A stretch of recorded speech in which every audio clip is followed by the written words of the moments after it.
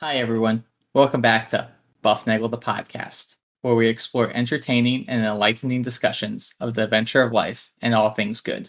From science and technology to history and philosophy to leadership and success.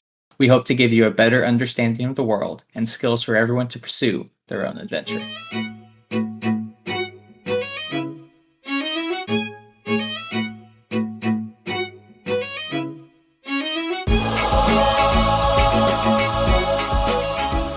Hey everybody, welcome back to Bufnagle the podcast, where we talk about all things good in the pursuit of the adventure of life. I'm Harry. I'm back for another episode. Rafe, we've been doing this thing where we get ahead in a couple episodes and we record, and then you release episodes either in or out of the order we've been recording. We've got a queue of them stacked up behind us. That's right. They're all falling on top of me, and I have no idea where we are. But I'm here. I'm here with you. And how are you doing? Well, I'm doing great. That is part of the the joy that is the sequencing and planning of the podcast. You would think it's just like you record something and release it in sequence, but a lot of thought and effort goes into the confusion that is the ordering of these episodes, and generally, well, we want to stay cognizant to what's going on in time. Certainly, if there's a calendar kind of event like we did with Halloween. And on the other hand, sometimes if there's not a lot of stuff going on, we'll sequence a bunch of things from a series together, like we did with the Shackleton. We ran the Shackleton just in order because there weren't things that went in between there. So this is, Columbus is getting interrupted by lots of other things, but It sounds about typical for his journey, right? Well, think of it this way for him. These are.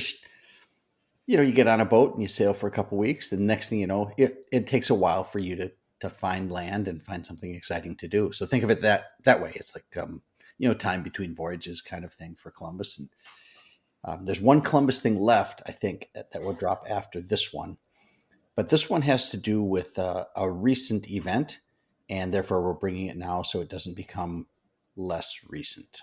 We're trying to keep with the times. That's what we're really trying to do here. We're trying to do that, but we're trying to maintain some sort of semblance. And I think it's good to have these things kind of bounce around because we don't want you to feel like, whoa, didn't see that one coming. And it kind of keeps you on your toes as a listener. And if there's wagering taking place, we want everybody to have an equal chance of what in the world is going to come next week. But before we get to today's episode, we got to make sure we thank the listeners. The world's greatest listeners on the interwebs are the Bufnagle team, and we appreciate having you here. You are the reason that we are a global top 10% podcast, and we appreciate you every time you listen. So that's a great thing. As always, you can reach us at bufnagle.com, and you can leave us a smiley star or a happy note or a little something jumping. Record a jingle on YouTube and send us the URL.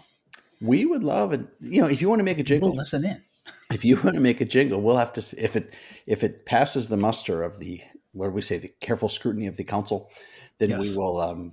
Then we may use it. The Bufnagle theme has been around for quite a while, and I've known people that have. My wife the other day said, Are you whistling the Bufnagle theme? I was like, of course I am. She knows it. That's right. That's the thing. So anyway, thank you for all you do for us. And remember, tell a friend to listen, and you will get a free episode. And like I said, send us a note, bufnagle@bufnagle.com, and we will make sure you get heard. We will answer your questions, kind of like God answers prayers. So, Harry, depending on who you ask, who God is, you might get some different responses for your questions. Read that as you will. Harry, if you're doing a lot of podcasts or even listening to a lot of podcasts, you're going to get thirsty. And you know what you're going to need? What's that? A smoothie. Oh, yeah. You know what? I know what you need. You need the BlendJet 2. It's portable, so you can blend up a smoothie at work, a protein shake at the gym, a margarita on the beach, or in your kitchen while you listen to the Buff. It's small enough to fit in a cup holder and powerful enough to blast through tough ingredients like ice and frozen fruit with ease. It's whisper quiet, so you can make your morning smoothie without waking up the whole house. And it lasts for 15 plus blends, recharges quickly via USB-C. And best of all, it cleans itself. Just blend water with a drop of soap, and you're good to go. It's all clean. Squeaky clean. You know what? They got all kinds of colors, all kinds of patterns. I like to use just simple black. It's classy. Well, that's because you're a classy guy, Harry. But you know what? Regardless of what kind of class level you have, there's a BlendJet 2 smoothie making blender for you. So the question is, what are you waiting for? Go to the blendjet.com link in our description below and grab yours today. Be sure to use the promo code bufnagle to get 12% off your order and free 2-day shipping. No other blender in the market comes close to the quality, power, and innovation of BlendJet 2. They guarantee you will love it or you will get your money back. Blend any time, anywhere with the BlendJet 2 portable blender. Go to the blendjet.com link in the description and use the code BUFFNAGLE to get 12% off and free 2-day shipping. Shop today and get the best deal ever. So today, role models is the topic, and not role models like cinnamon rolls or crescent rolls or like even forward rolls. Or like a diagram of a wagon wheel. Yes, or like when the wagon wheel rolls and it looks like the spokes are going backwards because of the synchronization of the frame rate synchronization. Frame rate. There you go. Yeah, that thing. So not talking about those kinds of roles. We're talking about role models, someone to whom one looks for examples. And Harry, that can typically be lots of different kinds of people. Yeah, and here in our notes, we got a couple of those: parents, teachers, relatives, celebrities, coaches. You've even broken down celebrities here into singers and actors and athletes and writers because, there's no better role model in life for me than Taylor Swift. She's right at the top. There's no one better to exemplify my life than a singer from Pennsylvania. Okay, but even I'll say this, and this is part of the thing there, because people use celebrities for role models, and was it Charles Barkley who said, "I'm not a role model"? Was he the one? That was his. Sure, sounds like something he'd say, huh? Yeah. So he said, "I'm not a role model," but you know what?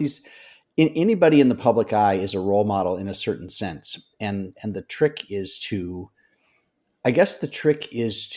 find out what people do that's good and try to emulate that.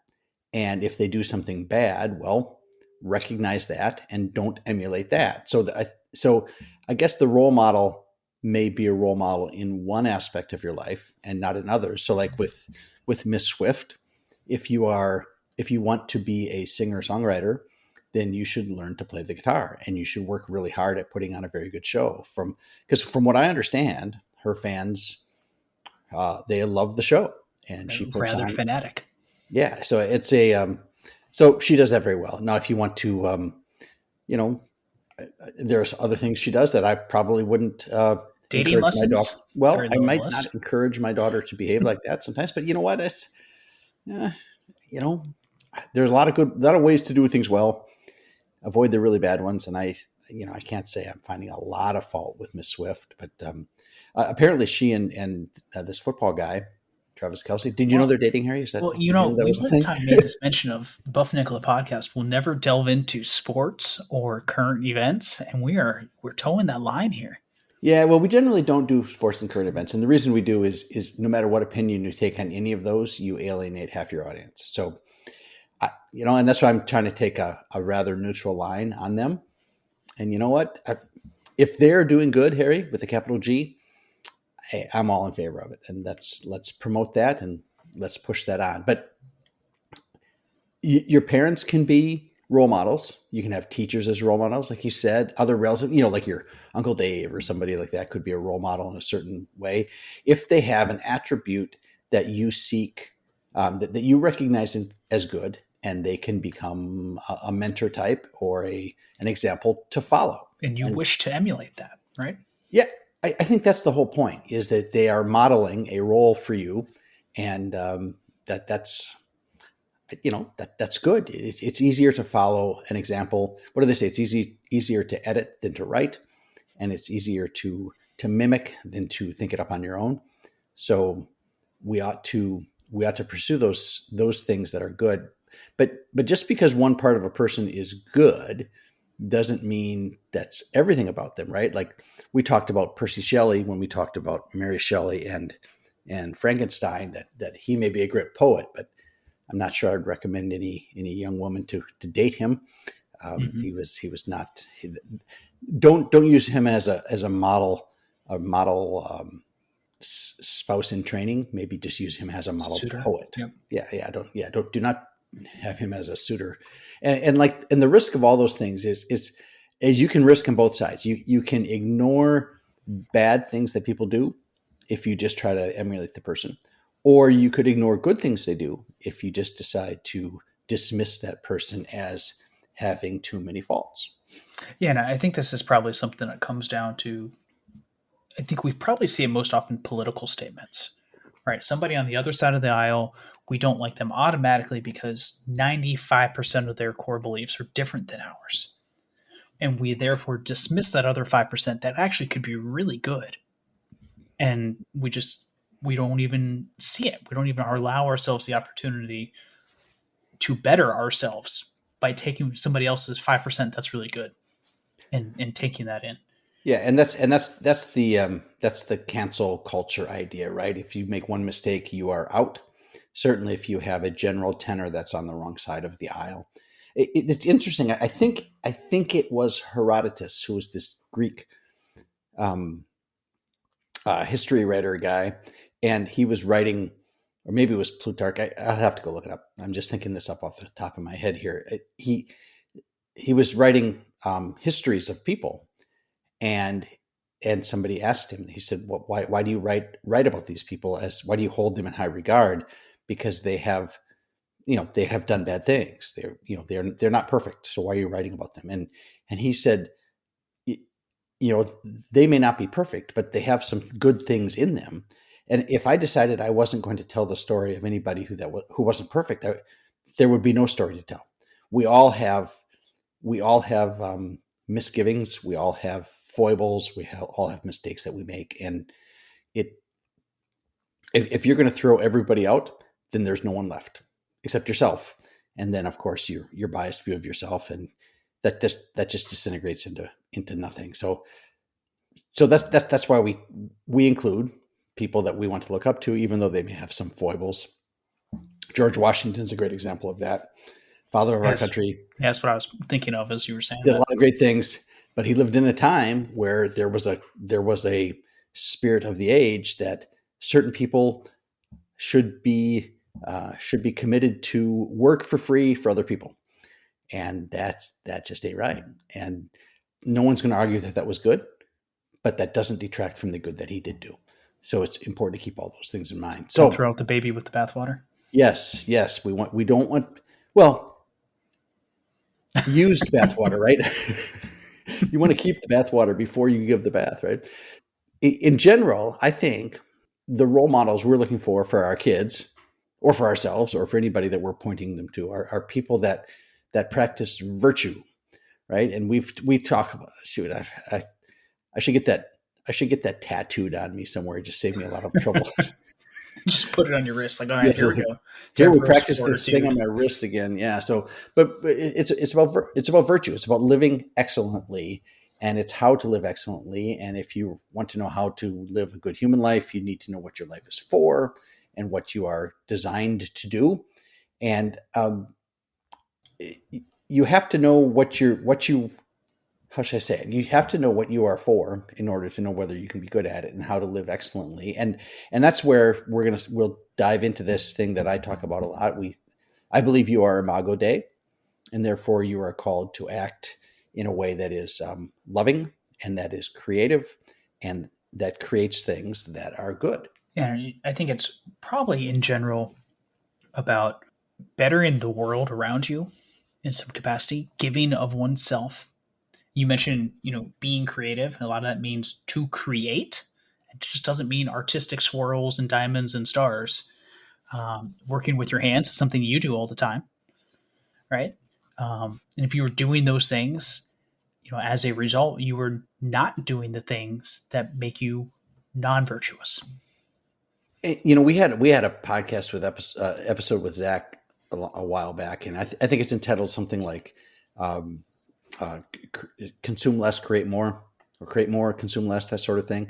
And we would all be better off if we did that sort of thing, spent more time working on ourselves, building the little projects, straightening up your room, baking some cookies, shoveling the sidewalk, those kinds of things, instead of what are we doing? Scrolling YouTube or no, we do like you to consume our show. There's Please listen to us. but that's one of those things. We hope to give you some things that you can take and use to help you create, and not necessarily more for consumption. So who are the best role models is what I'm going to get to. And we've had a big list here, and there's a little story that prompts this episode, and this little discussion of role models is kind of it's like the preface to this, is to what this story means. And so, Harry, you know that on November 1st, it is the All Saints Day, Feast of All Saints. Yeah, Feast of All Saints, and it is the day after All Hallows Eve. It's the day after Halloween is what's called All Saints Day. It's a special feast in the church. It's called a solemnity. It's that's the high. Feasts come in higher.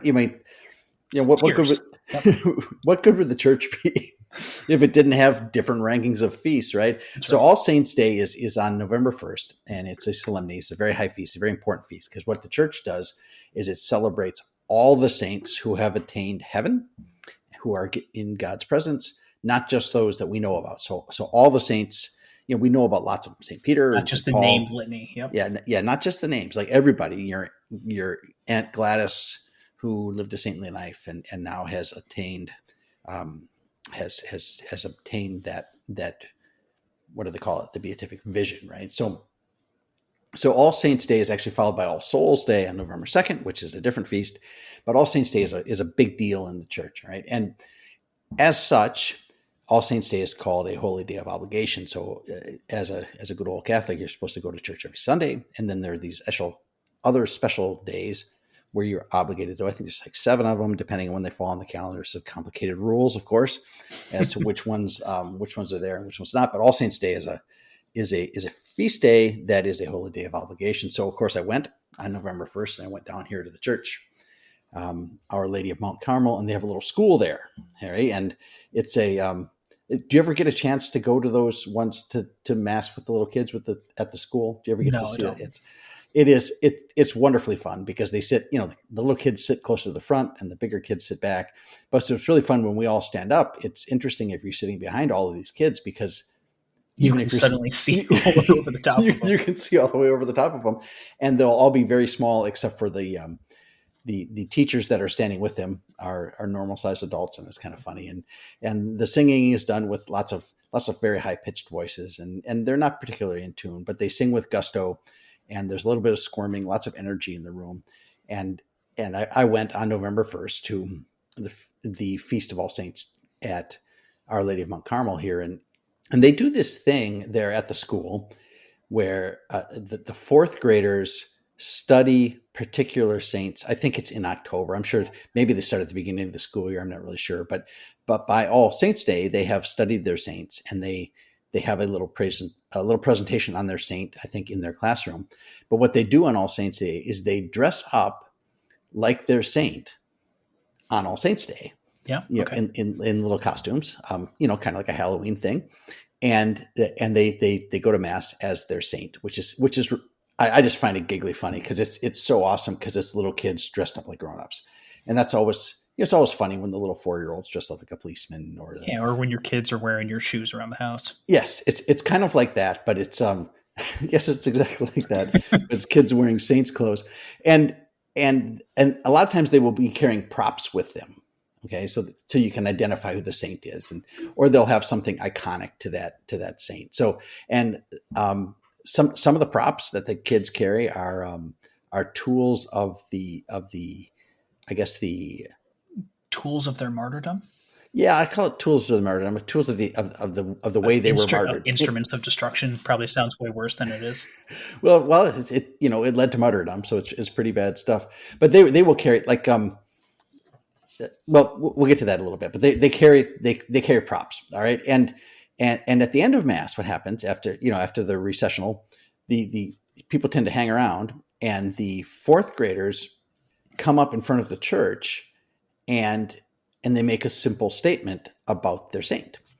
And last year, I remember that the first kid that came up, I hadn't seen this before last year when I was here for the first time, and they bring a microphone out and they put it on a little mic stand right in front of the altar, and the kid comes walking out, and I look at this kid and I can see that this kid is dressed as Saint Father Maximilian Kolbe.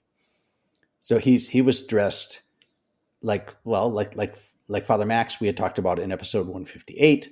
He was in a long monk's robe with a big beard, a gigantic beard on a little kid is always funny, right? And then he had those little round glasses that Saint Max used to wear, and I'm thinking, I was like, oh, okay, that kid is dressed as Max Kolbe, and then the story flashes through my head, like, okay, so I know who this guy is. I think about World War II and the Nazis taking over Poland, and how Max gets sent to the death camp, and the prisoners escape, and somebody gets picked to be killed, and Maximilian Kolbe steps in and says, I will take his place.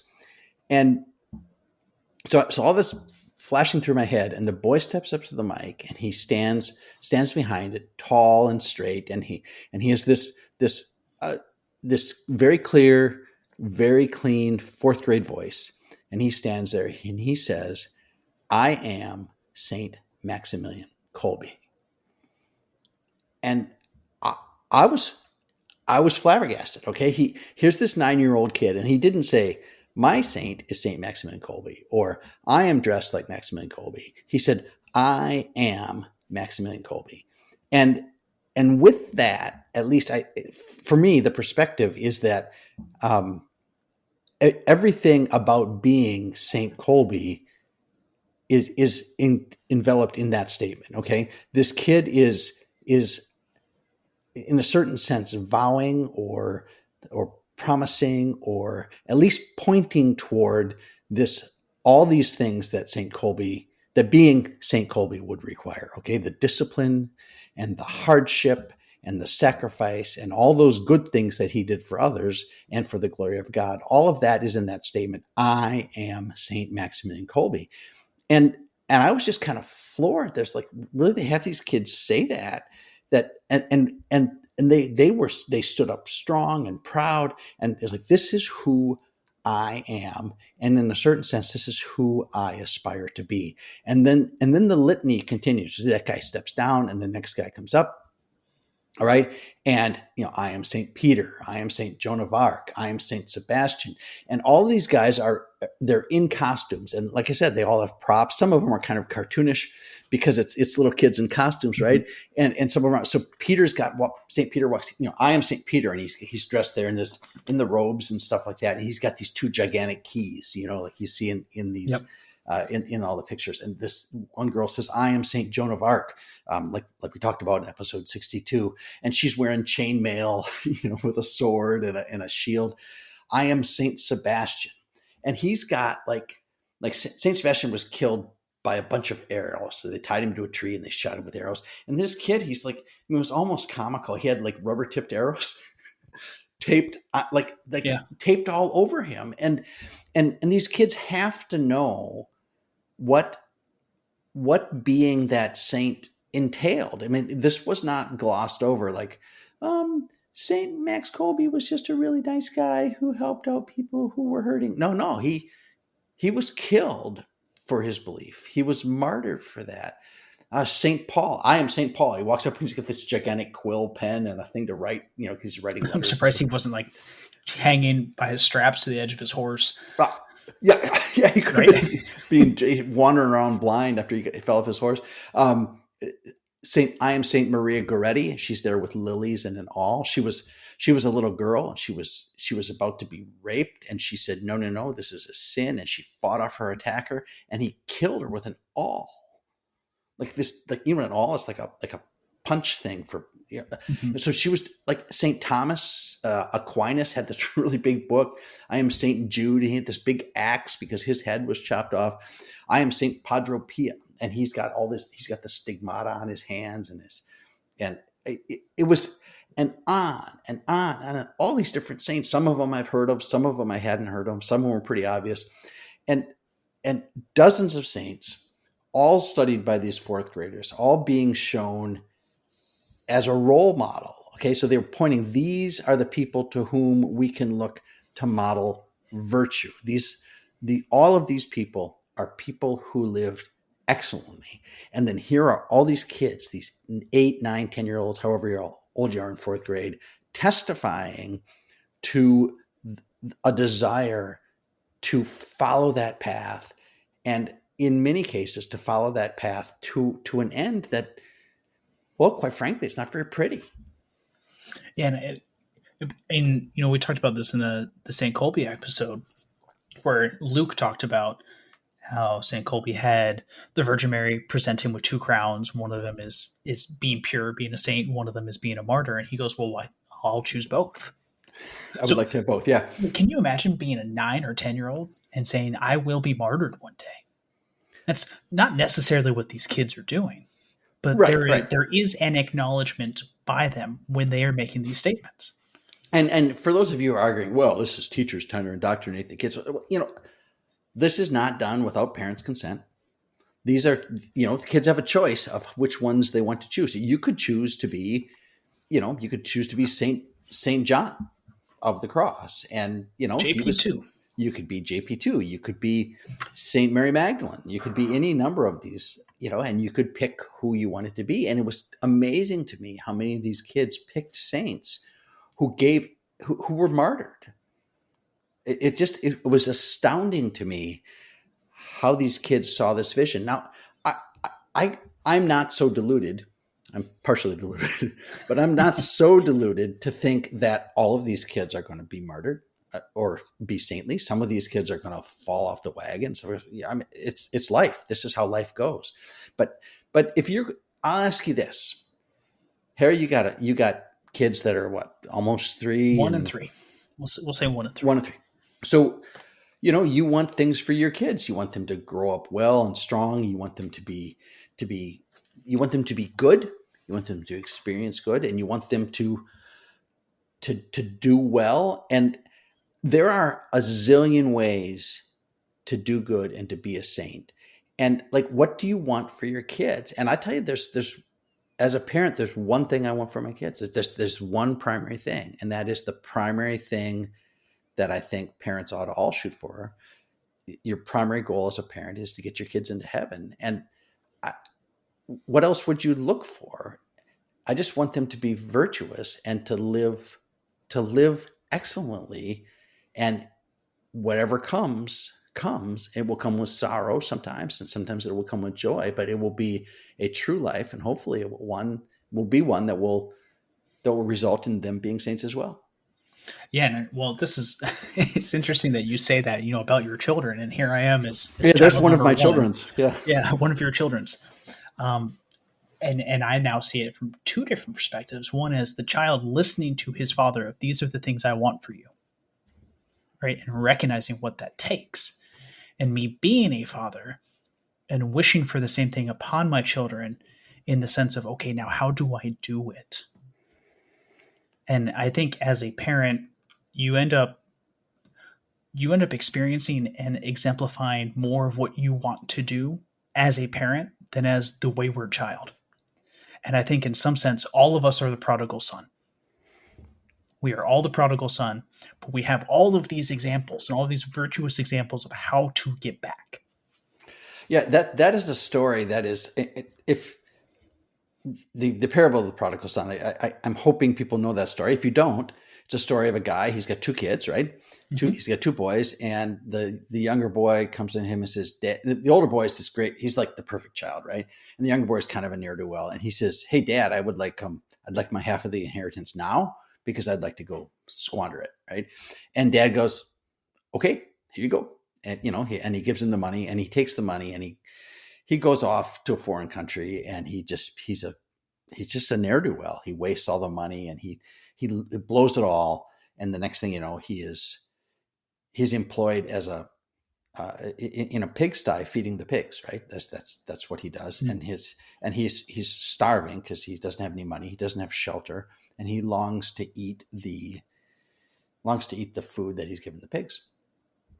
And meanwhile, the older brother's at home doing all the things the diligent older brother will do, and the dad is always worrying about the younger son. And the younger son says, "I think I'm going to go back home. I'm going to go to my dad and I'm going to say, Dad, I've sinned against God and against you. And he's just going to ask for mercy. And to me, you can see this. I always saw this as the kid until I became the dad. Right. And the story is then the kid starts walking back home. And when he gets nearby the home, Dad sees him coming down the road, and Dad breaks into a sprint to meet his kid out on the road. And this always brings me to tears to listen to this story. And the kid is walking, and the kid gets to Dad, and he said, Dad, I have sinned against God, against you. And the dad just wraps him. I just have this picture of this big robe, this big royal robe almost, and just wraps him in the robe and says, I'm so glad you're back. You know, I'm so glad, because you were lost and now you're found. You were dead, now you're alive. And I mean, and you can see it's very, if you can't see the allegory here, then Sure. you got to go read something else. But there's all sorts of, and then he says, you know what? He calls the servants over and he says, hey, go kill the fatted calf, right? We're going to have a big feast because your brother's home. And then, of course, the older brother's like, dude. But I've been good my entire life. That's exactly what he says. Is, what about me? You never even gave me never even gave me as much as a kid goat to celebrate with my friends. And the dad goes, what are you upset about? Like, everything, like, you've had everything. Everything I have is yours. I mean, it's like, your brother was dead. Now he's back. Come celebrate with us. Come on, everybody be happy. It's a big happy time, you know? And that is the thing. I used to see it only as a child, like, please take me back. Please take me back. And please don't be too upset with me. And now I see it in both things, because I'm father and I am still son, but that's the story.